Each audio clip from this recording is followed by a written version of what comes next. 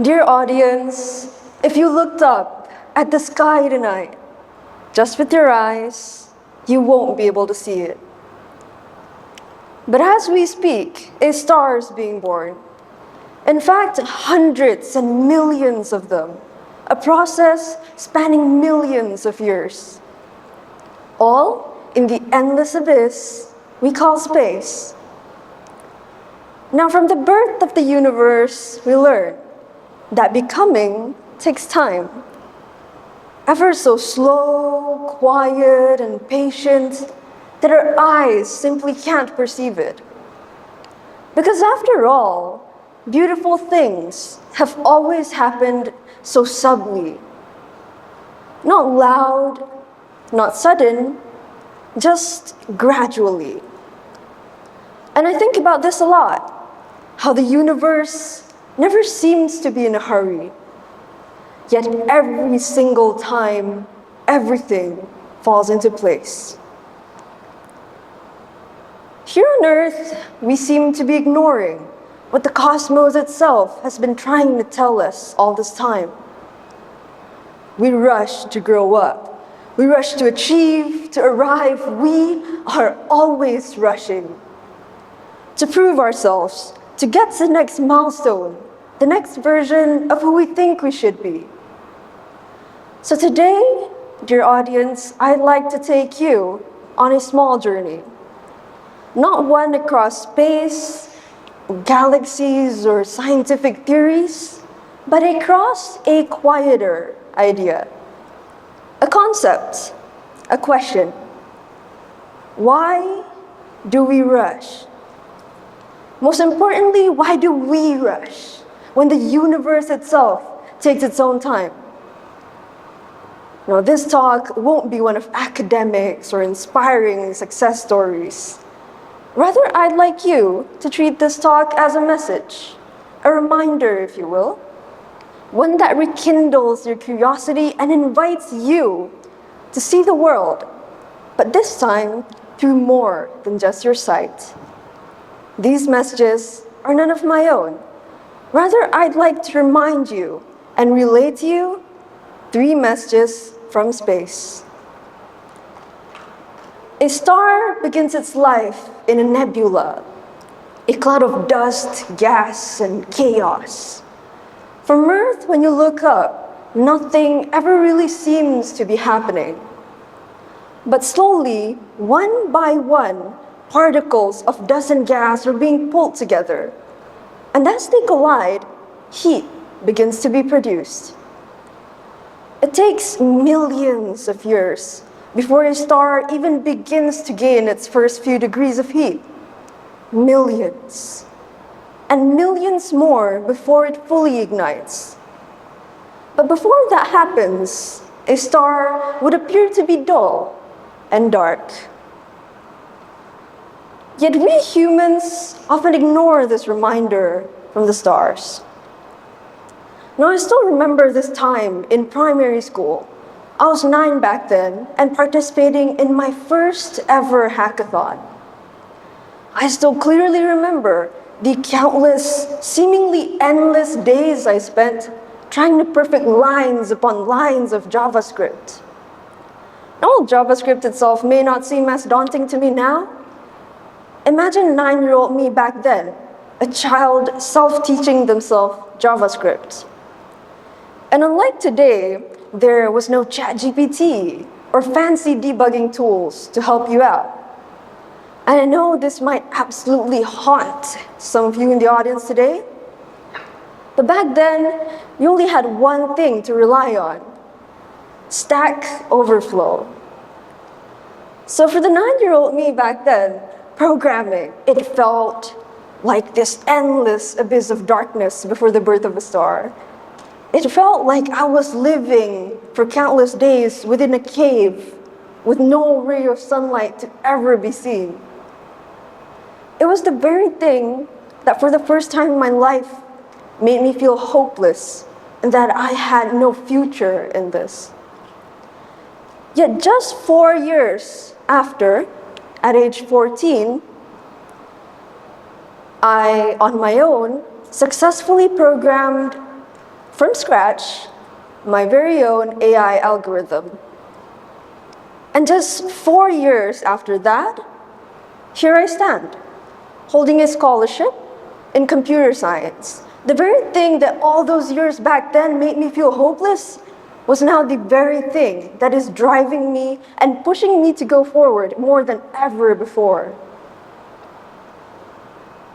And when I look back upon this story, it reminds me of the first message from space.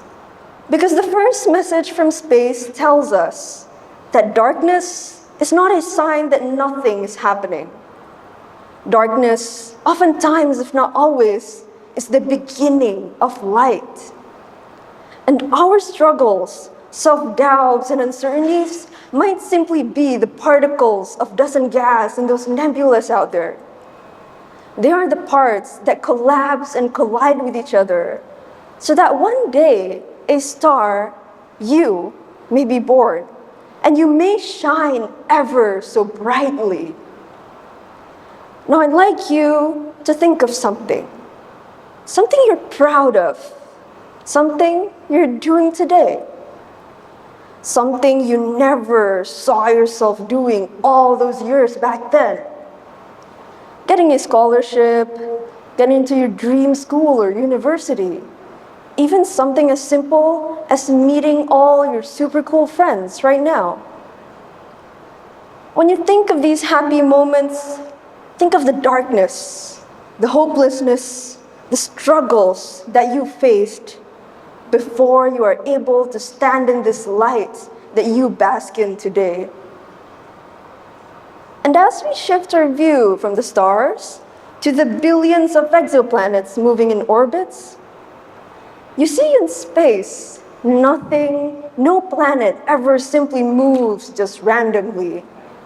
Some go wide and slow. Some go fast. Some loop almost infinitely, while others pass through just once, never to return. Now, unlike those equations that you so often see in those textbooks out there, not every orbit is a perfect ellipse. Some are parabolic.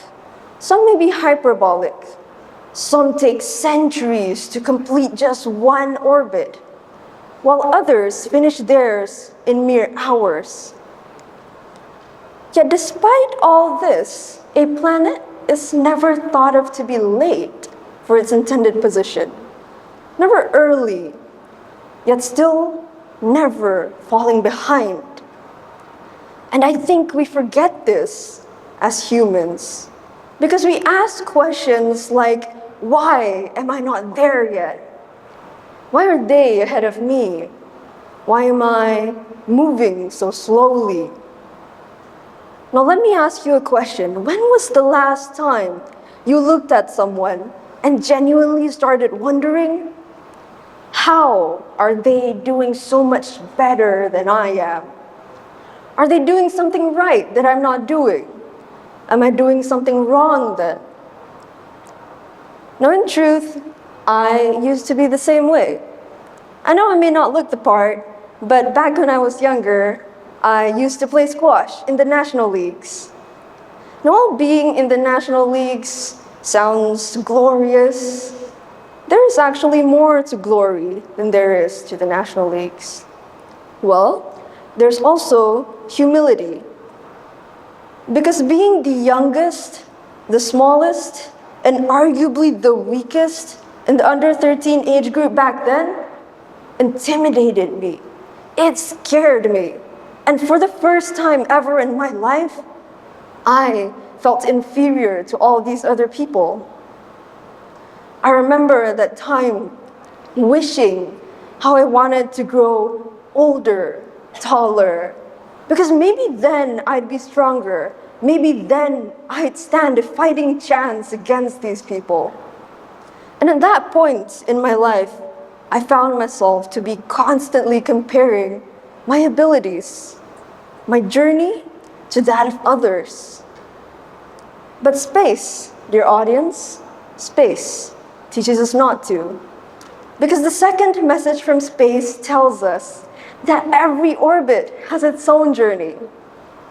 No one is ahead, and yet no one is behind. And everyone is simply where they're meant to be.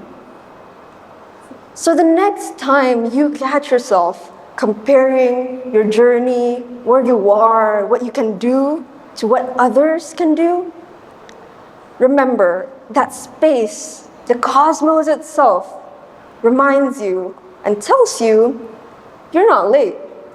You're simply at a different point within your own orbit. Now let me ask you a more philosophical question. When you look up into all those stars in the night sky, do you think these stars are alive? Well, the truth is, each time you look at those stars up there, you're not seeing them as they are. You're seeing them as they were. You see, because some stars are just so far away from Earth, light from these stars can take thousands, even millions of years before they reach us. And by that time, because of this, some of the stars that you see tonight in those famous constellations today may no longer be there. Some may have collapsed, exploded, or transformed into something entirely new. Yet despite that, you never cease to admire their beauty, because their light continues to travel, still visible, still beautiful, still reaching someone somewhere out there, even long after they're gone. Now, a few days before TEDx, I actually lost my voice. I remember during my first rehearsal, I was just so demotivated. It felt like the whole world was against me.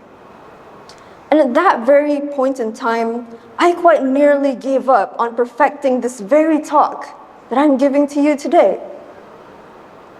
So that night, in an effort to cheer myself up, I decided to go to one of the vending machines in KY. I love the vending machines. I wanted to get my favorite drink, iced lemon tea. Now, little did I know, that night was about to change how I viewed life forever.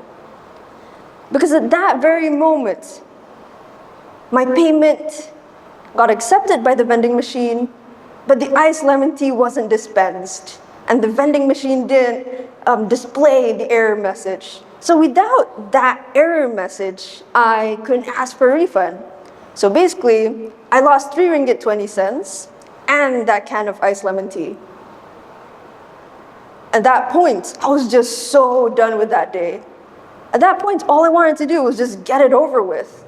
I forgot about that iced lemon tea and I started to walk back home.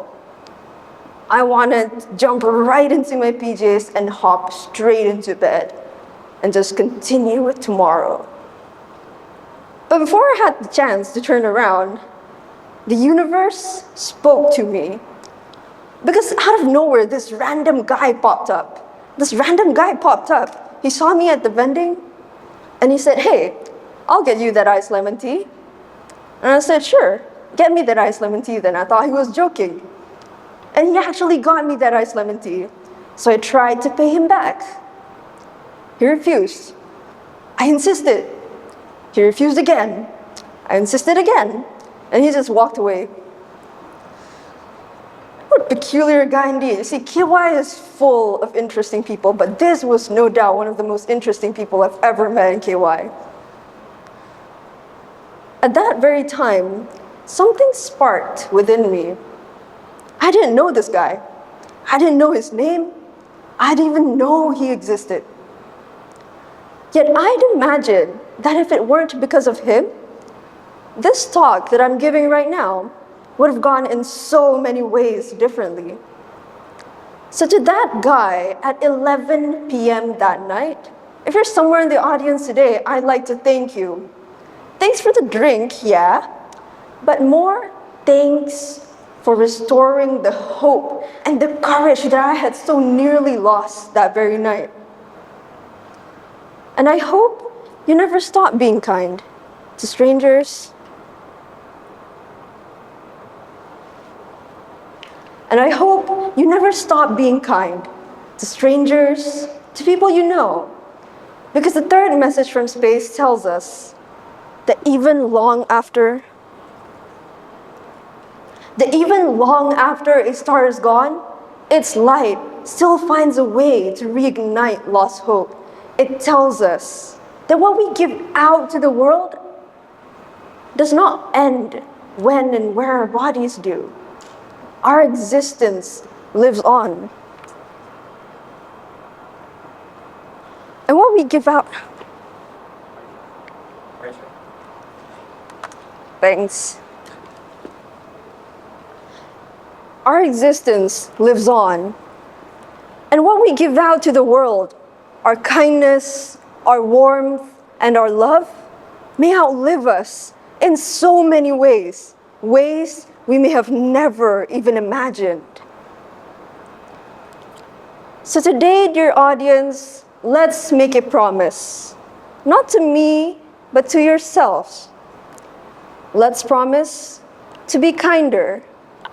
Let's promise to smile more and let the sadness of this fast-paced, bleak world fade away to the power of unity and companionship. Because when you look up into the sky tonight, you still won't be able to see a star being born. You wouldn't be able to know whether the twinkling light in the sky is still there or not. And you won't be able to see for yourself the billions of exoplanets moving in orbits out there. But knowing all this and more is happening, it's enough to remind us that not all progress is visible, not all beauty is obvious, and not all becoming needs to be loud. So as you leave this hall today, I hope you'll look at the rain, the grass, the clouds, the trees, and the world. I hope you'll observe this universe filled with miraculous wonders we live in. But this time, through more than just your sight. I hope you'll be ever curious, part with your screens and studies once in a while, and ask yourselves questions about this world so beautiful, and this world we so dearly love. Because the moment we stop inquiring, the moment where everything seems to have become certain, that is when wonder dies. And with it, our curiosity, the very thing that shapes our humanity. And as you fall asleep tonight, maybe look out your window and into the night sky once more. I hope you won't remember my TED Talk, but I really do hope you'll remember the 3 messages from space. Thank you.